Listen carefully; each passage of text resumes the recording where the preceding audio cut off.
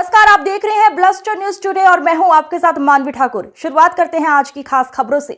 आम आदमी पार्टी के 7 राज्यसभा सांसदों के भाजपा में विलय पर दिल्ली की विपक्ष नेता और आप पूर्व मुख्यमंत्री आतिशी ने कहा, कल राज्यसभा सचिवालय द्वारा जारी विलय अधिसूचना गैर कानूनी और असंवैधानिक है।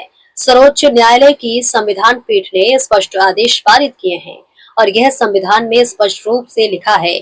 आप सांसद संजय सिंह ने भी राज्यसभा सचिवालय को इस बारे में सूचित किया था कि संविधान के अनुसार जब मूल राजनीतिक दल का विलय होता है तो उस विलय के लिए विधायक दल के 2/3 सदस्यों की भी आवश्यकता होती है, लेकिन दल बदल विरोधी कानूनों के तहत इस देश में ऐसा कोई भी प्रावधान नहीं है कि 2/3 सांसद या विधायक किसी अन्य पार्टी में विलय कर सके।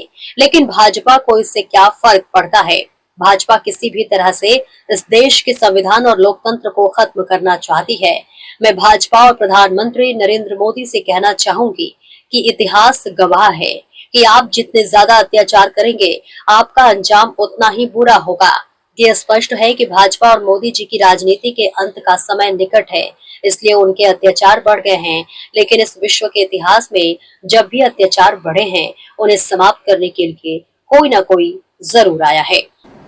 जिस प्रकार से कल राज्यसभा के सचिवालय ने मर्जर की घोषणा करी है, ये बिल्कुल साफ साफ गैर कानूनी है और गैर संवैधानिक है। सुप्रीम कोर्ट की कॉन्स्टिट्यूशन बेंच के बिल्कुल स्पष्ट ऑर्डर्स हैं।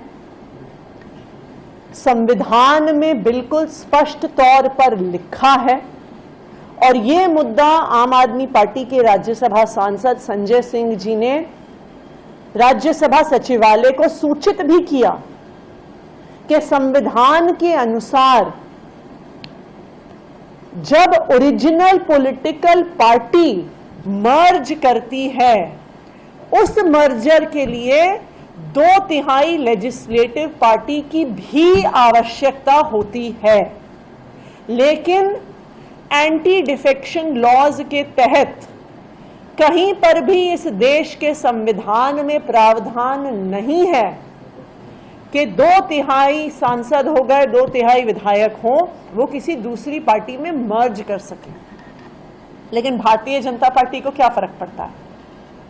भारतीय जनता पार्टी को तो सिर्फ साम दाम दंड भेद से इस देश के संविधान को खत्म करना है, इस देश के लोकतंत्र को खत्म करना है। आप एक तरफ देखिए, पश्चिम बंगाल में हम देख रहे हैं कि किस तरह से इलेक्शन कमीशन का दुरुपयोग करके किस तरीके से लाखों वोट काट काट कर चुनाव जीतने की कोशिश हो रही है। एक तरह से उस इंस्टीट्यूशन का मिसयूज हो रहा है। हमने देखा है कि किस तरह से सीबीआई और ईडी का मिसयूज लगातार भारतीय जनता पार्टी की केंद्र सरकार करती रही है। तो ये बिल्कुल साफ है कि बीजेपी का एक ही मकसद है कि हर इंस्टीट्यूशन को गलत तरीके से इस्तेमाल करके, अपनी गुंडागर्दी के लिए इस्तेमाल करके उनको लोकतंत्र को खत्म करना है। उनको कोई फर्क नहीं पड़ता कौन चुन के आया, कैसे चुन के आया, जनता ने अपना जनादेश किसको दिया, अपना वोट किसको दिया।